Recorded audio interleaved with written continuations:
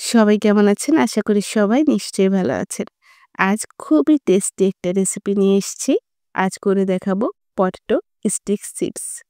খুবই টেস্টি এই চিপস। সন্ধ্যার নাস্তায় যদি এমন একটি চিপস তৈরি করা যায়, তাহলে একেবারে সন্ধ্যার নাস্তা কিন্তু জমে যাবে। খুব সহজেই কিন্তু এই চিপসটি করে ফেলা যায়। আর অল্প সময়ে খুব টেস্টি এই চিপসটি আপনারা খুব কম উপকরণে করে ফেলতে পারবেন। তাহলে চলুন শুরু করা যাক।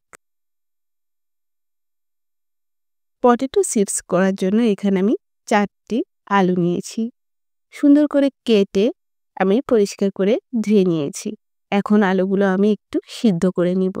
এর জন্য চুলায় আমি গরম পানি বসিয়ে দিয়েছি, আলুটাকে দিয়ে দিয়েছি।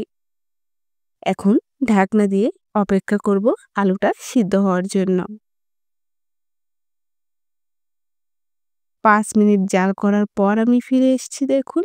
এই পর্যায়ে আলুগুলো সিদ্ধ হয়ে গেছে। আমি আপনাদের একটু দেখিয়ে দিচ্ছি। আলুগুলো কিন্তু সিদ্ধ হয়ে গেছে। এখন পানি ঝরিয়ে আলুগুলো আমি নিয়ে এসেছি। এখন আলুগুলো আমি একটু ম্যাশ করে নিব। এর জন্য একটা ছাঁকনি দিয়ে আমি কাজটা করে নেব। এতে করে কিন্তু খুবই সফট আলুর খামির বের হবে। দেখুন আমি এভাবে চামিচ দিয়ে চেপে চেপে আলুটাকে সুন্দর করে ম্যাশ করে নিব।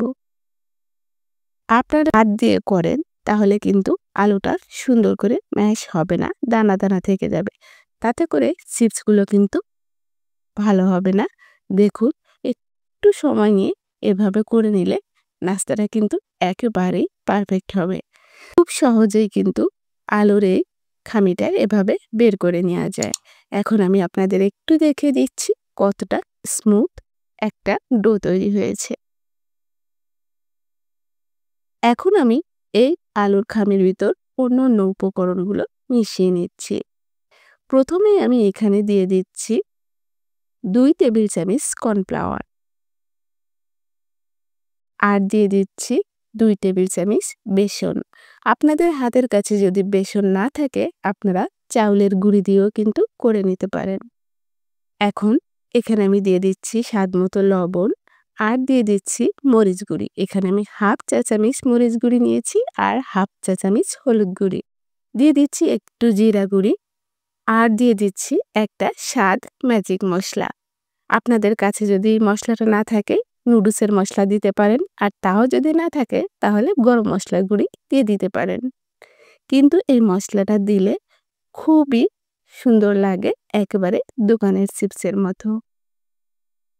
এখন দিয়ে দিচ্ছি ১ টেবিল চামচ তেল। এই তেলটা দিলে কিন্তু নাস্তাটা খুবই মুচমুচা হবে। হাত দিয়ে সুন্দর করে উপকরণগুলো এভাবে মেখে নিব। হাত দিয়ে এভাবে মেখে একটা ডো তৈরি করে নিয়েছি দেখতে পাচ্ছেন। এভাবে সুন্দর একটা ডো তৈরি করে নিতে হবে। এখানে আমি লেমিনেটিং করা একটা কাগজ নিয়ে নিয়েছি। তারপর কাগজের উপর একটু তেল মাখিয়ে নিচ্ছি। তেল মাখিয়ে নিলে কিন্তু একেবারে সুন্দর করে চিপসগুলো উঠে যাবে। এখন এই ডোটা চেপে চেপে আমি একটা চৌকা শেপ করে নিব।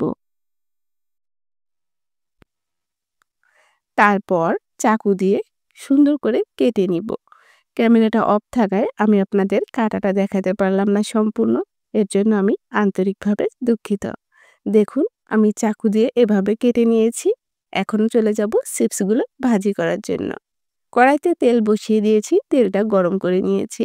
এখন একে একে আমি সবগুলো চিপস এভাবে দিয়ে ভাজি করে নিব। সবগুলো বললে ভুল হবে, আমি দুবার করে চিপসগুলো ভাজি করে নিব। প্রথম পর্যায়ে অল্প কিছু দিয়ে এভাবে ভাজি করে নিব। প্রথম অবস্থায় নাড়াচাড়া করা যাবে না। যখনই চিপসগুলো তেলের উপর ভেসে উঠবে তখনই আমরা উল্টিয়ে দিব। নাড়িয়ে চাড়িয়ে দুই সাইডই লাল লাল করে ভাজি করে আমরা চিপসগুলো নামিয়ে নিব। দেখুন আমাদের চিপসগুলো কিন্তু এই পর্যায়ে ভাজা হয়ে গেছে। চিপসগুলো কিন্তু এই পর্যায়ে খুবই মুচমুচা হয়ে গেছে। এখন আমি নামিয়ে নিব। একইভাবে আমি অন্য চিপসগুলো ভাজি করে নিব। একটু সময় নিয়ে চুলার আঁচটা হালকা রেখে চিপসগুলো ভাজি করতে হবে, তাহলেই কিন্তু চিপসগুলো মুচমুচা হবে। আমার চিপসগুলো ভাজা হয়ে গেছে, আমি নামিয়ে নিয়ে এসেছি। আপনাদের একটা ভেঙে দেখাচ্ছি কতটা মুচমুচা হয়েছে। আমার কাছে কিন্তু এই চিপসগুলো টমেটো সস দিয়ে খুবই ভালো লাগে, তাই আমি টমেটো সস নিয়ে নিয়েছি। আর আমার চিপস রেসিপি আপনাদের কাছে কেমন লাগলো অবশ্যই কিন্তু জানাবেন। ভালো লাগলে একটা লাইক দিবেন আর কমেন্ট করতে ভুলবেন না। আজ তাহলে এখানেই বিদায় নিচ্ছি। পরবর্তীতে আবারও আসবো অন্য কোনো নতুন রেসিপি নিয়ে। সবাই ভালো থাকবেন, সুস্থ থাকবেন। ধন্যবাদ।